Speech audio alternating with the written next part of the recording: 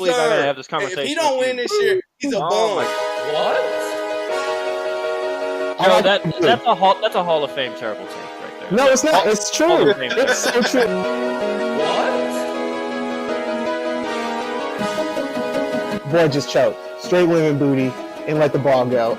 Say what again? Say what again? I dare you. I double dare you. LeBron James puts up a three.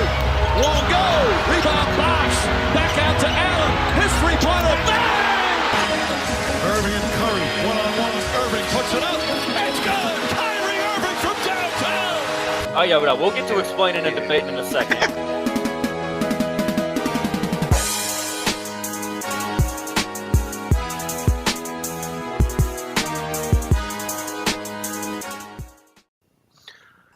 What is up, Joseph? Yes, sir. All right, I'm running with my fucking theory from last week. What is the beef between you and Devion? Because y'all cannot sum up, right? Y'all can't get on the goddamn show at the same time. If Cat Williams started it, black people in media, we just can't get along. You know? he started putting everybody. Cat Williams started, so 2024, God we just can't get along. God damn, man. Oh shit. We are actually hopeful that we'll get Devion at some point.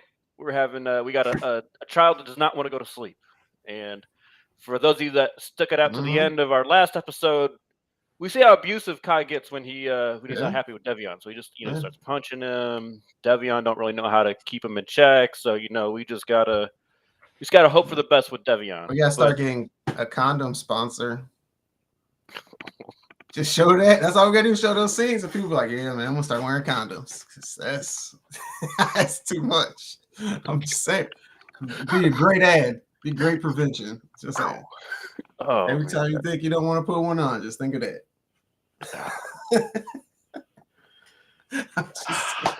Joe, it was early for this moment of our show. 2 minutes in. Too minutes in. You stumped me. But all right, we do have some basketball we got to talk about. So we got the trade deadline came and went last week on Thursday. We had a lot of I would say more minor moves, but not a lot of star power move. The bigger names had already kind of been traded with OG Anunoby and Terry Rozier, but we had still a bunch of contenders kind of positioning and getting some role players to fill out their roster. So we got a lot to talk about. We'll then recap it all with who we think is set up best to make a push for the finals. But we're going to start with the Mavs. They probably had the most intriguing moves. So the big gets, I'll spare you all the details, but they got P.J. Washington and Daniel Gafford in two separate trades. Some of the outgoing pieces, Seth Curry, one of their better shooters, but not playing as much lately. Grant Williams, who they just signed in the offseason from the Celtics, shipped his ass to Charlotte. Apparently he had pissed people off with the net organization. Oh, but Kyrie was the problem. I'm just saying. Bunch of picks, all these different things. A lot of picks outgoing. Charlotte, we don't need to really worry about them. Wizards, we don't need to worry about them. But I don't know where they're going, both teams. Nowhere. I'll answer that question for you. Nowhere. The same place that they've been going for the last 50 years. Nowhere. But what do you think about this get for the Mavs? What do you think this does for the Mavericks? They're sitting kind of far down in the Western Conference standings right now, so they needed to shake something up. If all the reports are true about Grant Williams, then you got to get rid of him. Like, nobody's getting along with him. He got to go. I think he actually played the first month of basketball. He was actually one of the bright sides about the Mavs. But if you start rubbing the superstars the wrong way, I get it. You got to go. And to replace him, I think bringing P.J. Washington is a good move. So versatile, I guess small forward, power forward, wherever you really want to position him. Kind of same like Grant Williams style. And Gafford, I think, is a good rebounder, good pick and roll option for Luka. I think this is the type of bigs that you need to put around Luka for him to succeed. So I think they did a good move about it. Now, I don't know if it's going to work because we've seen bigs like Porzingis and other ones not work. So I think this is the type of players you got to get around Luka that can actually play a little bit of defense and go out there and rebound for you, because Luka's not going to do it too often. So I like the moves, but it don't move the needle for him. It seems like they just trying to put players together and have Luka figure it out. Like it's almost like the Lakers, where they just really it seems obvious what kind of players you need to put around Luka, but for some reason they just can't figure out which players to put around him.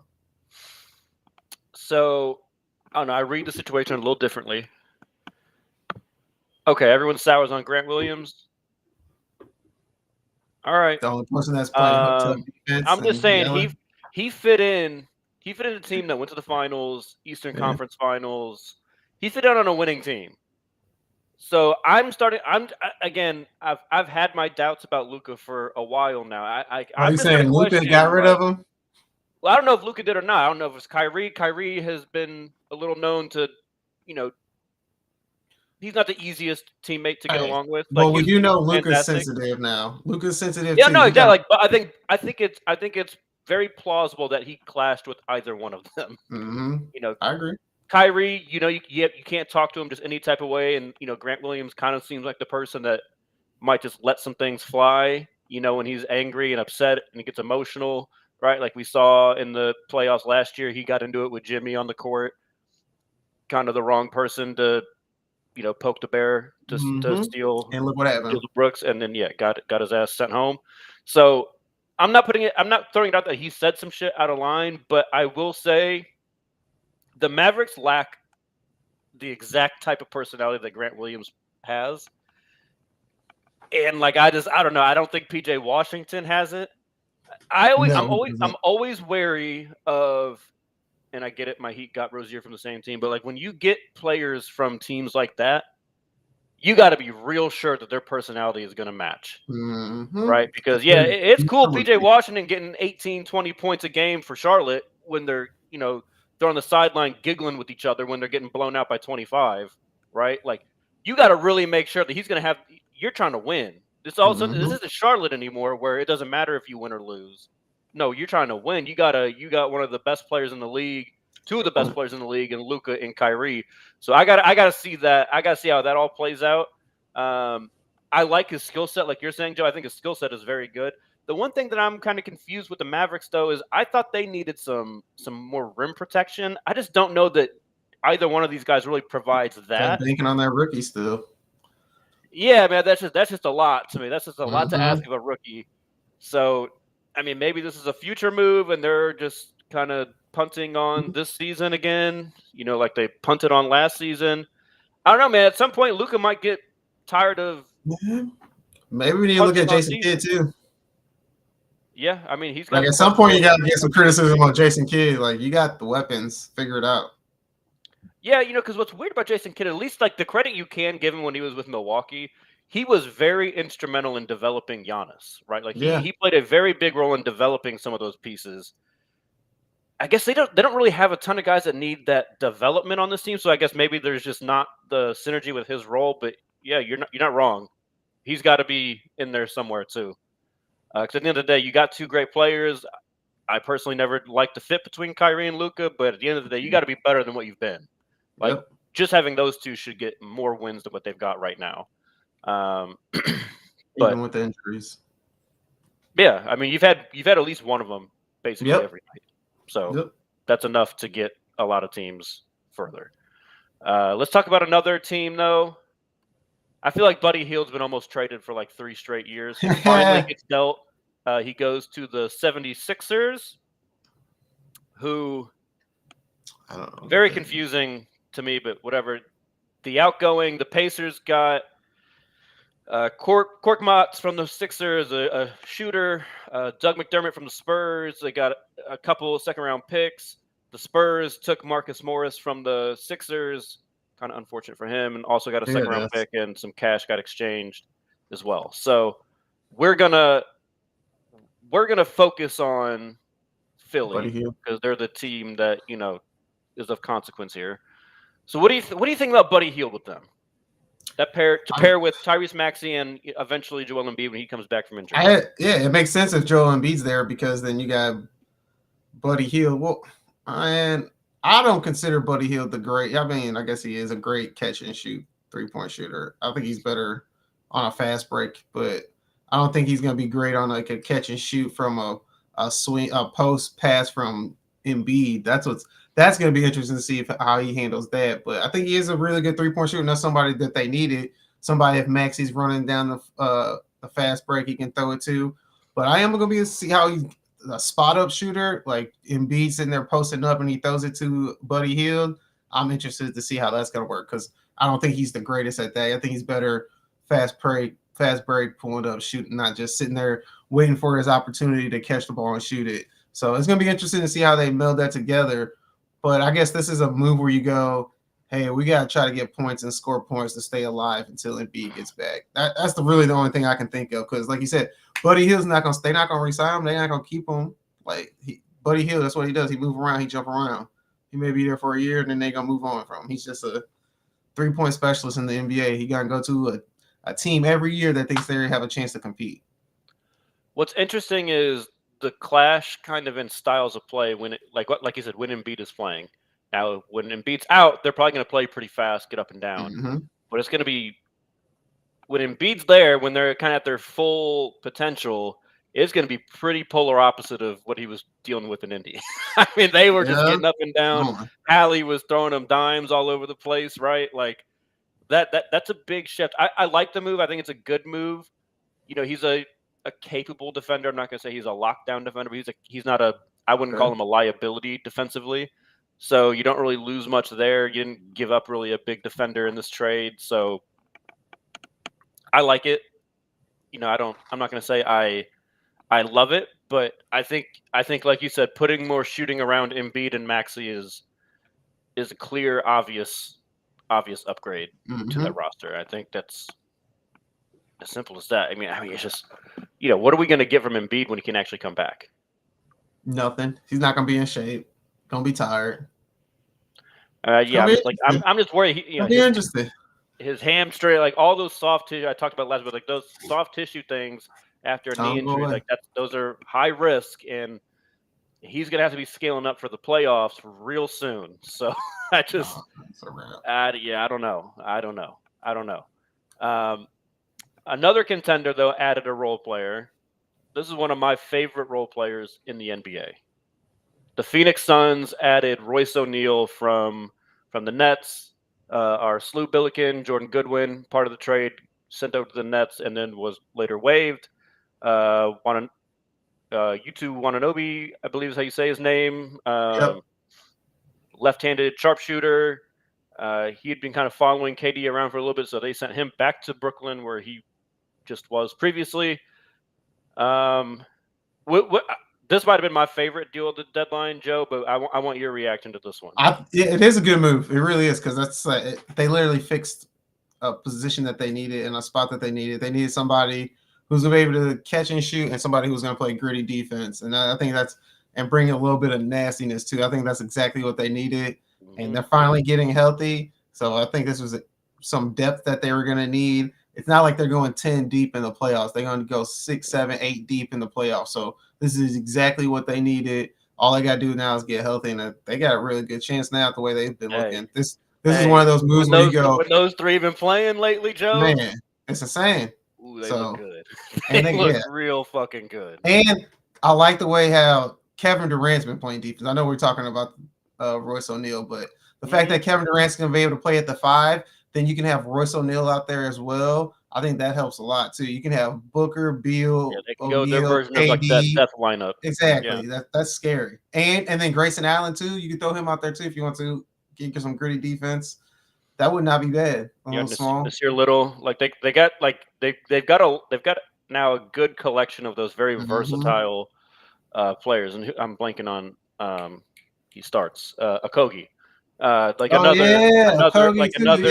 him and Royce O'Neal remind me a lot of each other. I think Royce O'Neal is probably a little bit more consistent offensively in terms of shooting the basketball. And he's bigger, he's stronger. Yeah, they got a lot of versatile guys now. Like if they want to take Nurkic out, they're playing a team that's what I'm saying. Yeah, I forgot about Nurkic too. Yeah, I mean, they got a lot of versatility now on that team. Defensive versatility to go along with that firepower offensively. So I love that deal. That was the exact type of player that I thought Phoenix could use, and they look good. They look really good. Did you see them the other night when they played against the Nuggets? And that's when they had KD playing the 5. KD was going against Jokic and still was playing offensively very well. If KD can do that, Like if KD can actually play defense like he's playing defense this year and stay healthy and be able to put up 30 still, that's scary as hell. That's scary. Dude, At 35, he's 36, he's fourth in the league in scoring right now. insane. And you can't even tell it. Like you just No, watch him play. it's so and you look at effortless. Yeah, you so look at the fourth effortless. quarter, you go, what? This man got 30? That's crazy. They have some like fourth quarter lumps to kind of still sort out. They're still not like the most polished offensively for my taste in the fourth quarter, which is slightly worrying, but I think they'll get it figured out. I mean, we have to remember like those three have not played that many games together yet. So I think the more reps they get together, Facts. yeah, look out. Let's talk about another interesting trade. This one was interesting. The Thunder acquired Gordon Hayward for basically nothing. They gave up no players, no picks. They might have gave up some end of the bench player that never suits up. So they acquired Gordon Hayward from Charlotte again. Now Hayward's obviously been around. He's been on some good teams. What's your reaction to this one, Joe? Hey, this is one of my favorite trades right here. I think Gordon Hayward's a great addition for them because if you're Oklahoma City Thunder, you got all this talent. Everybody's saying this is great. You got Shai Gilgeous-Alexander, but everybody knows come playoff time, you don't have nobody on that team that's been there, done that. Let's see what happens when you get into a 70. Shai's probably the only one that ever went to the playoffs. That's with the Clippers. No, right? No, when Chris Paul was in Oklahoma. Oh, yeah, when Chris Paul was there, that's right. That first year, yeah. So that's what I'm saying. They're super young. So I think Gordon Hayward brings that experience, and he's a guy who's not going to demand the ball, and he can give you 20, and you don't have to play him that many minutes, so you don't have to worry about him being injured, and he's going to be a decent defender. I think it's a great ad. He's not going to take away anything from anybody. You can just plug him in. He's not going to be selfish. He's just going to help the guys out. He's going to be quiet. I think this was a great ad. I'm 1,000% with you there. I had the right team, but last week when we were talking about some moves we thought we would like to see, I said Kyle Lowry from Charlotte should go to OKC to be, but that exact same type of thing. Same kind of thing. I'm not asking you to go. I don't really care what you do on the court. Like that's not really what I'm interested in.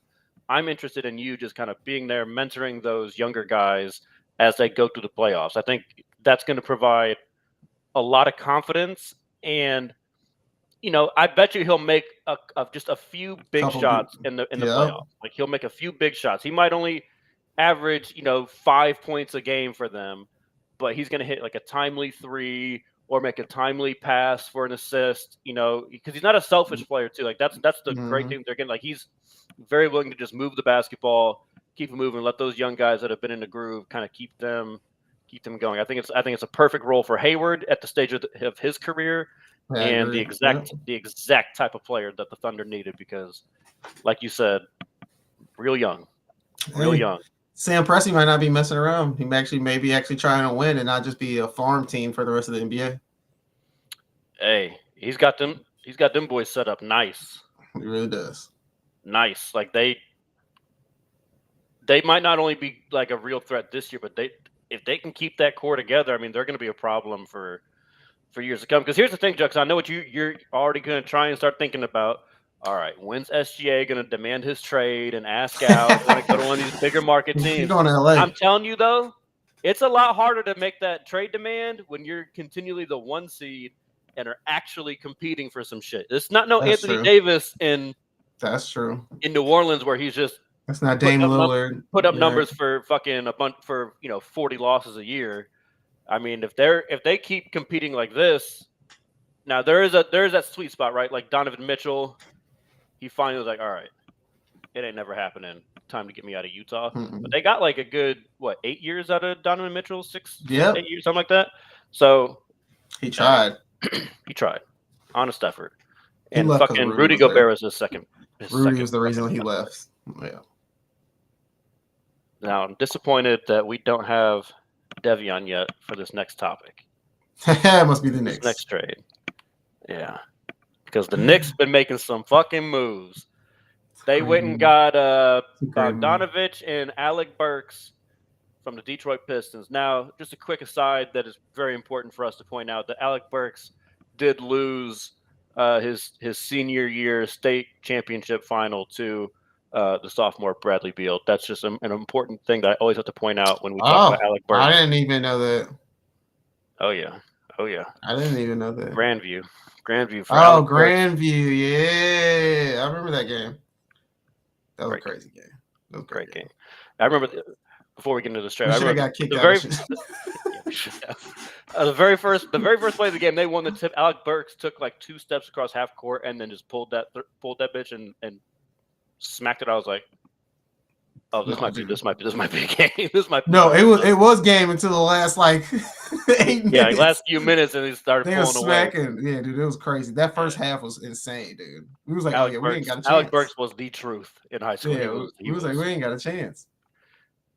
Nonetheless, the Knicks. What do you think about this for the Knicks? Obviously, the Pistons just move off of some veterans that kind of did right by them, like some teams, Bulls didn't do by their veterans. Let them go try and compete for something this year. What'd you think? I loved it. It's crazy. I mean, you literally gave the Knicks exactly what they need. You gave them a shooter and you gave them a 3-and-D guy. You gave Tibbs exactly what he wanted, and he's gonna run Burks into the ground. Bogdanovich is not gonna play terrible defense. He's not gonna play great defense, but as long as he tried, Tibbs gonna leave you out there, and he a shooter. So I love it. Brunson gonna be throwing him dimes. He's gonna be making shots, and low key, he can get his own bucket where he really needs to. People don't put enough respect on his one-on-one game. He got a nice little mid-range pull-up. Yeah, exactly. I love everything the Knicks did, but still, at the end of the day, the Knicks are just like the Dallas Cowboys. When the lights get the brightest, they gonna flame out. So it's a great story right now. Get happy and excited that y'all got one of the most stacked teams in the East, but you're still not better than the Celtics. You're still not better than the Bucks. It's gonna be a competition if you play against the Heat because Jimmy Butler show up in the Garden. Y'all gonna choke it up. As long as Josh Hart don't slide his foot under Jimmy's ankle. Exactly. It's nice though. It looked real nice. With Jalen Brunson. What I like the most about it, Joe, they needed another shooter. They let Quickly go in the deal to get Anunoby. Like OG, he's an okay shooter. He's pretty good if he gets catch and shoot in the wings. But I mean, Bogdanovich is I'm not gonna say he's a sniper, but he's close to being a sniper from out there. Right. Mm-hmm. So that's gonna help space the floor for Brunson. And more importantly, in my opinion, space the floor for Randall. So Randall doesn't have to take as many shots away from the rim. It should open up the lane a little bit for Julius Randle. Now, Alec Burks, to me, he's just going to be kind of an off-the-bench, instant offense type of guy. Go get your own bucket. Add in a few points here. Don't be completely useless on defense. I think that's all that they're really going to ask for him. I don't know that he's going to get a ton of minutes when it comes playoff time, but again, you never know. Someone could get hurt. You might need that depth, and then you've got a veteran right there that's going to be ready to step in and give you quality minutes. I hate to say it, the Knicks had a goddamn good trade deadline-ish, give or take a few weeks. Like, goddamn, and they actually made some intelligent moves, getting the right type of people to fill out their fucking roster. I can't stand it. Can't stand it. Mm-hmm. You wanted those moves to go to Miami, didn't you? Those would have been good. Those would have been good pieces for Miami too, though. OG seems like a Miami Heat player to me. Mm-hmm. We had Precious once. It wasn't heartbreaking for him to leave. Bogdanovich, I would have liked, but not heartbroken. I just didn't want them to go to like a team that I think the Heat might have to face, and let alone all go to like the same fucking team. Like, why couldn't your Lakers have made that goddamn move? They just sitting around on their ass. That's why. I mean, but I can't believe. Hey man, James Dolan is losing a lot of money in Vegas, so he's trying to win a championship to bring more money to New York. I need to get this money back. Exactly. That's why. Let me actually try in New York. Let me get some money back. I can't believe they're actually doing all these moves, and it's gonna be hilarious how it's gonna flail out. Stephen A. Smith gonna be in heaven. They're gonna win the first round of the playoffs. Gonna be so excited, and then they're gonna walk into the Bucks. Or no, that's even worse. We know what's gonna happen. they're gonna walk into the Hawks somehow, and and Trey Young is gonna go ham. Yep, it's gonna be something terrible like that. That would be great. That'd be hilarious. That would be hilarious. I don't know if the Hawks got the juice in them to even make it that far, No, but that would be cinema right there. Or they're gonna lose to the Cavs or something crazy. They'll lose to Donovan Mitchell and Darius Garland and them folks. Yeah, I mean, I thought that last. The Cavs are a team we'll talk about probably next week or They maybe 9 2 straight weeks wins. Bro, they've won like 16 to 17. Like, Yeah. I'm just having a hard time getting. They won when Darius Garland was in. out. Then they won when Darius Garland came back. I mean, it's crazy. Just It's weird. last year, like, because remember last year I was high on them. I really liked them going to the playoffs, and then they fucking like lost 4-1 to the Knicks in the first round. Just like, I'm still a little scarred from that. I got trust issues with them. That's fair. I got trust issues with them. Let's talk about the move that pissed me off the most, though. The 76ers basically just gave away Pat Beverly to the fucking Bucks. For no, yeah.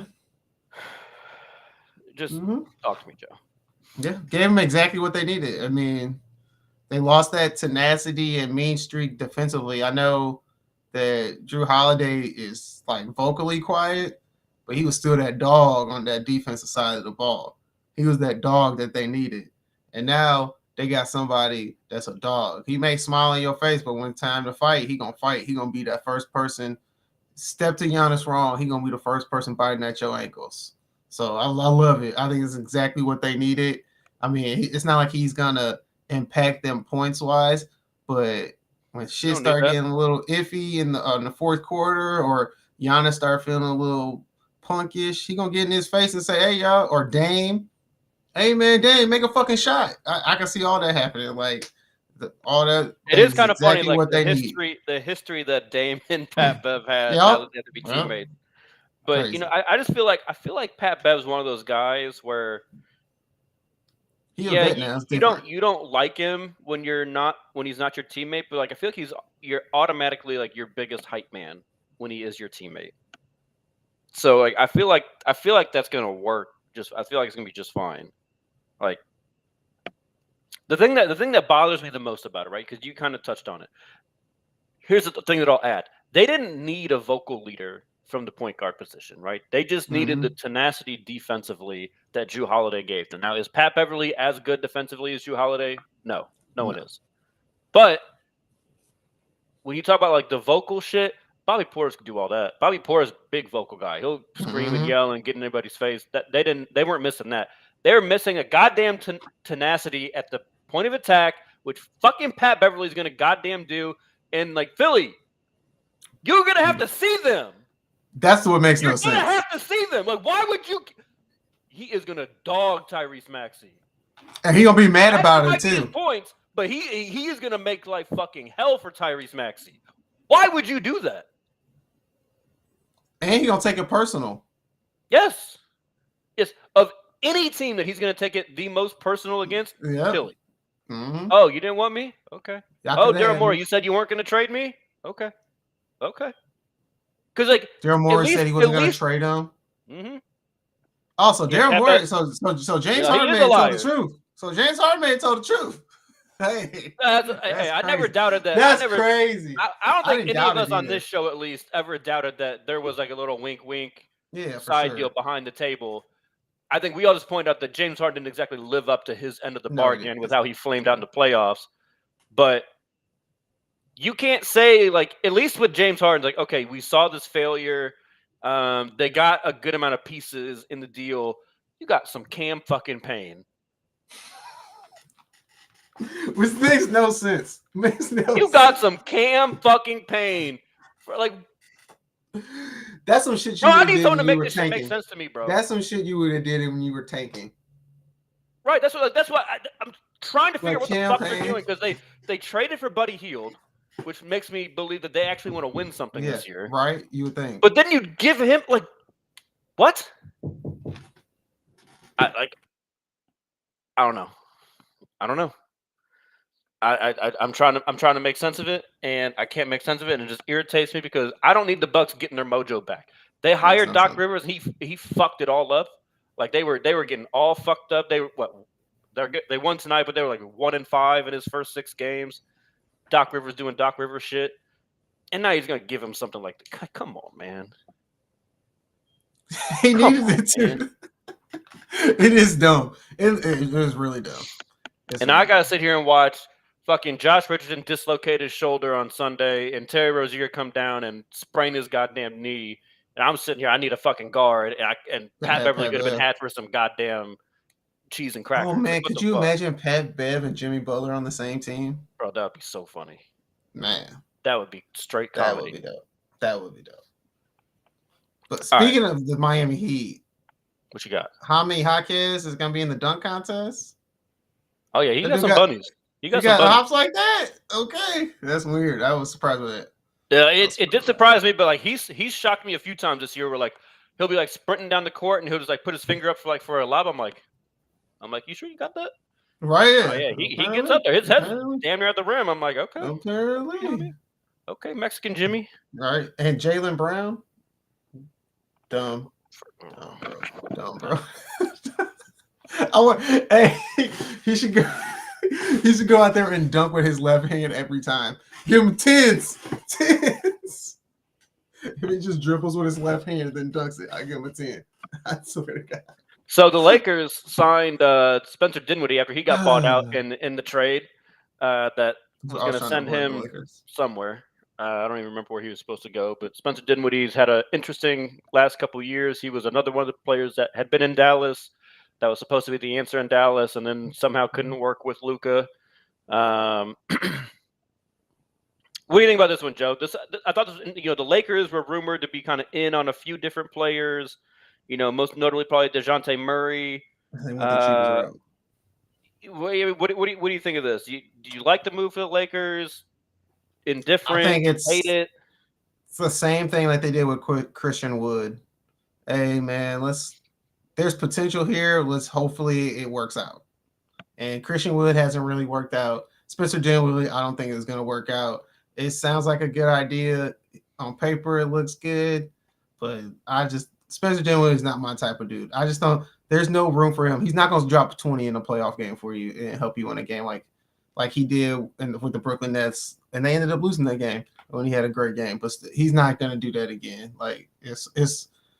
I don't know. This moved the needle 0%. He gonna be on the bench a lot. He ain't gonna play that much. But at least I guess that gives you an opportunity to put somebody in when D'Angelo Russell is fucking up. So I really don't know. Besides that, what this really does for you. Yeah, I was kind of trying to wrap my head around this one too, because just straight, I could see it if you traded D'Lo for him. You're like, okay, we think he kind of fits that D'Lo role better, which I don't really think I would agree with even that.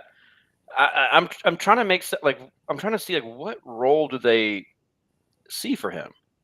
Because I got to imagine when Gabe Vincent finally comes back from his knee injury, I see the role for Gabe Vincent: play great point of attack defense, make open shots. Right, that's a role that Gabe Vincent has excelled in previously, and I would expect to excel in the future.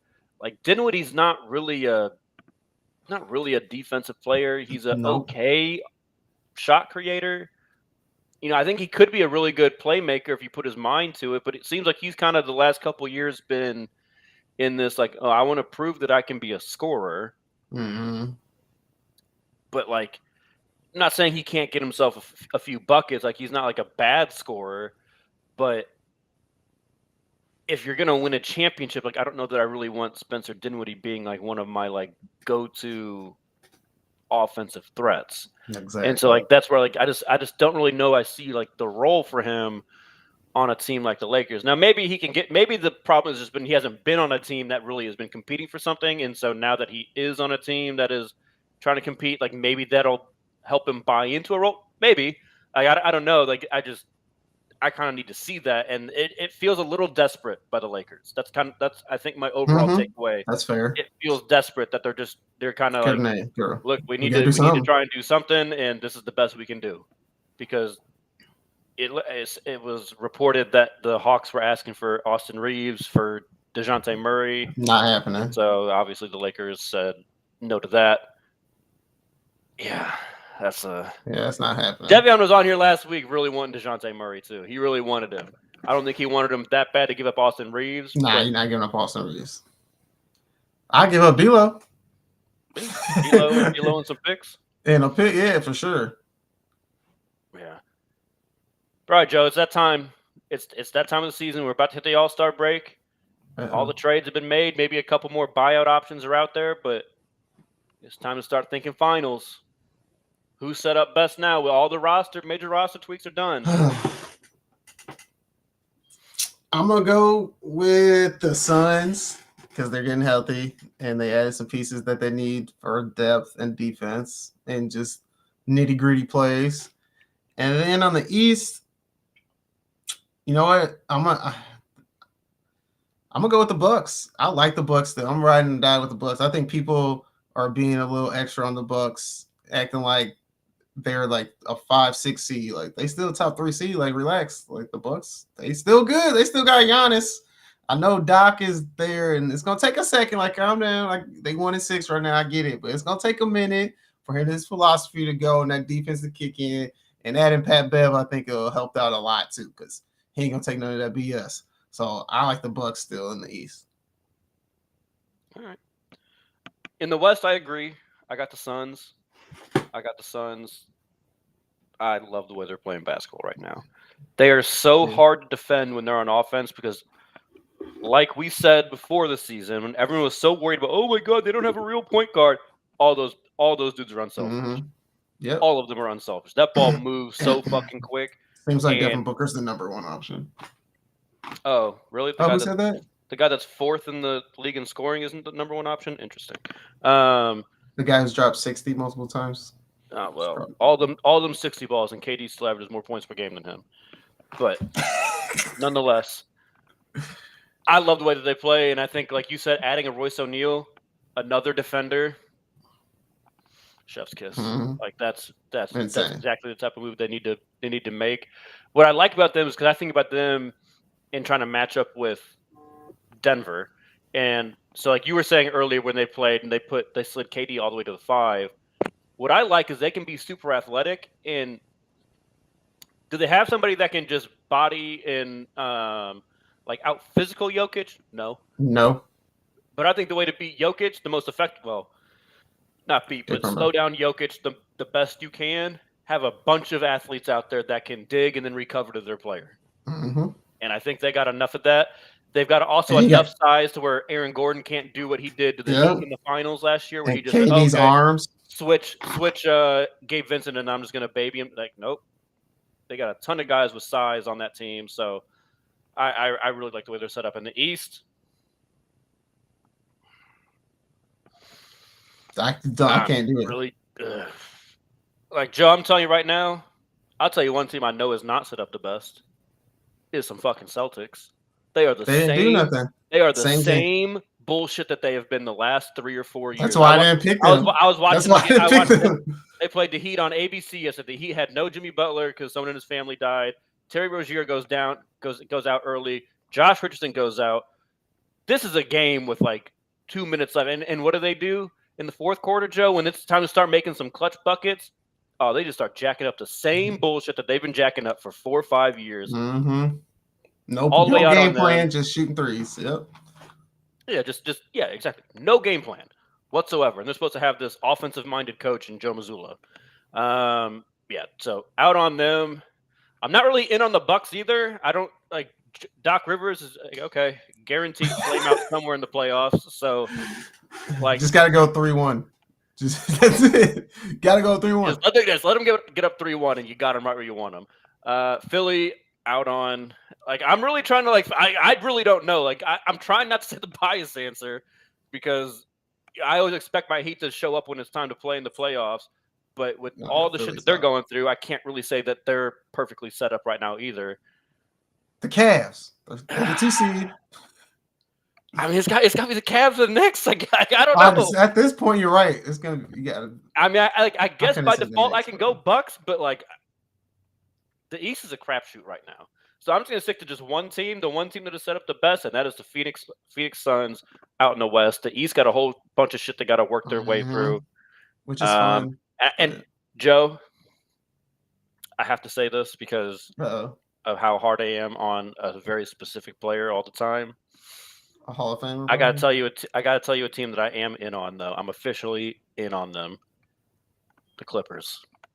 No, They look really good. they do look really good. I like the they way really do. they're They not really do. they're not overly ISOing right now. Like the They ball are is good. moving. Everything's quick and efficient. Harden isn't hardening. Like That's fair. They I do hate look to really say, good. I hate to say because I love to hate on like a lot of that whole composition. But they're like the Knicks. They're going. Clippers gonna clip. They do man. got they do got Clippers that. gonna Like clip. I'm just saying, I'm in on them. All I'm right. in on them. They're not my And number one Kawhi's been healthy. That's scary. bro. Kawhi's all the way Yes. back. Yep. He's all That- the way back. And that's scary. It's real scary, especially in the playoffs. Well, 'cause you know what that Gee. does. If Kawhi does get hurt, I'm all the way out. But you know what it does with Kawhi being healthy? It's no ball sticking Pressure. in James Harden's hand. It's no ball sticking in PG's hand Mhm. because the number one option's right there, and it's Give me the fucking ball. obvious. Like it's not even Yeah. close. It really Like is. who the number one option is now. Harden and PG, they can fight for two. You know, Russ is doing a great job accepting his role off the bench, just kind of being a 25 spark minutes a game. plug and like, man, They got a good team. I'm in. I didn't think it would work. What if I they have think to it would play work. Dallas? Oh, they're gonna boat race Dallas.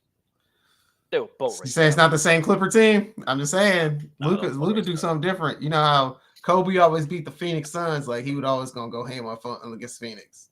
Luka always go in on the Clippers. They'll boat race them. I ain't worried They about that one should. at all. Yeah, Luka would be so dead tired. Bro, you imagine he got to try and keep up with Russ for the whatever 20, 25 minutes a game Not Russ plays? happening. Yeah. Not happening. Right, Joe. We didn't Yes, get sir. that beyond. Of We course know not. we end the show. We choose love. We choose violence. What you got? I'm gonna choose love. I'm giving love out to the GOAT, Pat Mahomes.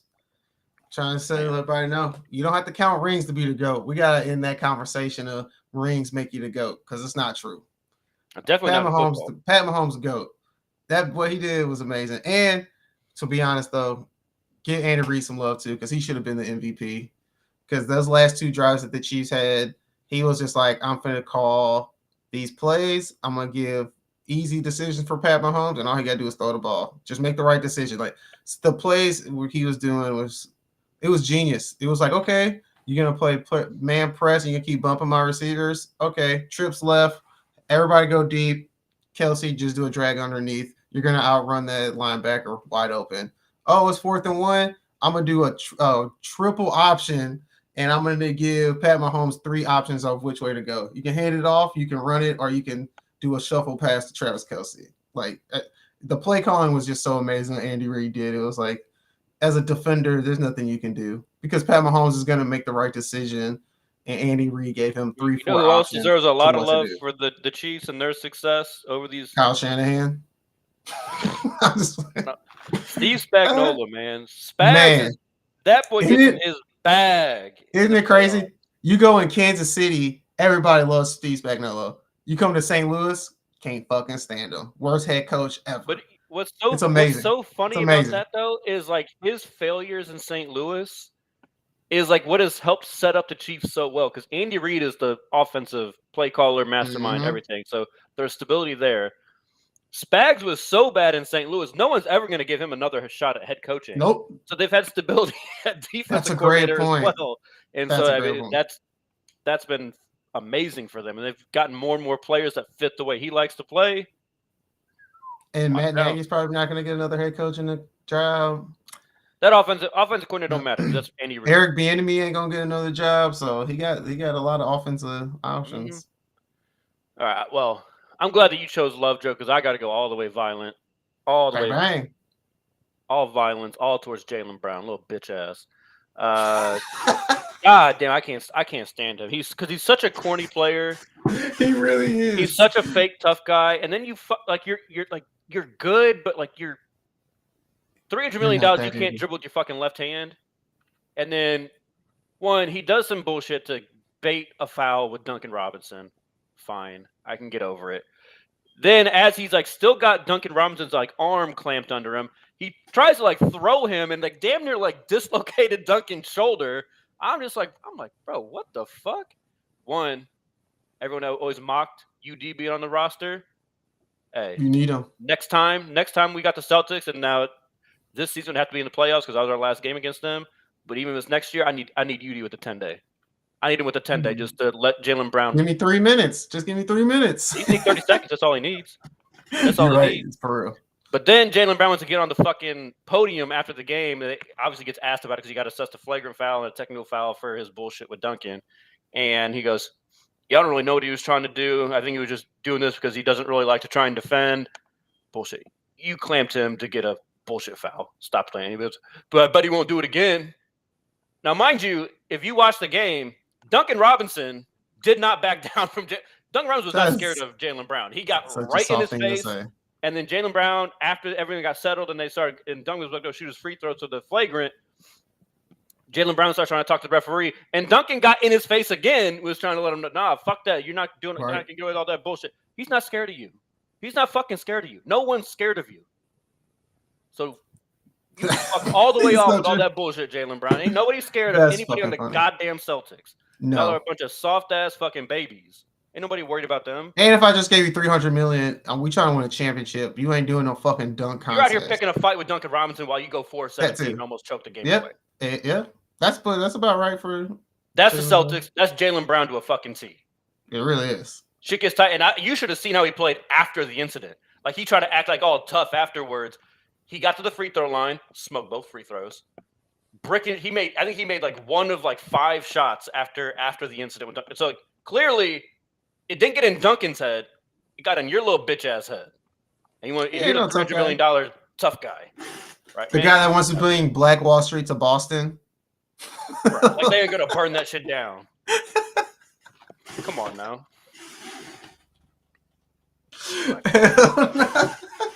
You're not lying. Come on. You might as well say, let's bring Black Wall Street back to Tulsa. Right? Like, get the fuck out of here. You gonna put Black Wall Street in one of the most racist towns? Come on, bro. Come on. He might be a good dude off the court. I'm sorry. That shit made me so mad. I was sitting there hot as fuck after the game. I was like, fuck this guy. Now I bet you won't do it again. That's such a soft thing to say. In the press conference? What? You're talking shit to Duncan Robinson. Oh, yeah, Duncan right? Exactly. Robinson of all people. Say that shit to Jimmy. He won't. He won't. Man, fuck out of here. He wouldn't have done that if Jimmy was there. He wouldn't have done that. No, yeah, he was happy as fuck. Jimmy had to go deal with a family death or some shit. He wasn't gonna try that shit. Yeah, you know, if we can't get UD to sign another 10-day, James Johnson, come on back, bro. Oh shit, come on back. Isn't James Johnson? Who signed James? No, James Johnson is with the Pacers. Well, he's been on 10 days, so I don't know if he's still there or not. Because they were getting him 10 days. Yeah, after the thing with Giannis, when Giannis they got in a fight with Giannis the next day. They signed James Johnson. Come on. Yeah, come on, bro. We need some fighting over here, bro. Because ain't nobody messing with them, man. Like triple black belt having ass. Ain't nobody messing with him. Yeah, no, bro. Jeff Teague's got some of the funniest stories about him on his podcast. Jeff Teague is shit funny as hell. I think they both went to Wake, and so he was like, they like got into it when Jeff Teague was like a freshman or something. Yeah, you learn fast, I think, with old James Johnson. I think you learn real quick. What was Jeff Teague was telling that story of who was that European player? He said he slapped him right in the face because he was just mad. And dude, like, he just ran to the other side of the court, and the dude saw him. He said, "I'm gonna kill you and all your family." I was like, "Holy shit, that's crazy." So you talk about when he like pushed LeBron in the playoffs or whatever. Yeah, it was like, hey. He was like, man, he was bogus for that. He was like, hey man, I was tired of losing to LeBron, man. I never beat this man in the playoffs. Jeff Teague is an icon, bro. That's when it was the 1 seed too, wasn't it? No, this is when he was on the Pacers. This was when he was on the Pacers. Oh, the Pacers team played the Cavs on the Cavs. Oh, so they were like an 8 seed or something. That's funny. That was after like Jeff Teague got some funny ass stories, bro. Like his storytelling too. His storytelling is what makes it. Yes, like he just a good ass storyteller. Oh man. Right, y'all. We're 3 in the pasta.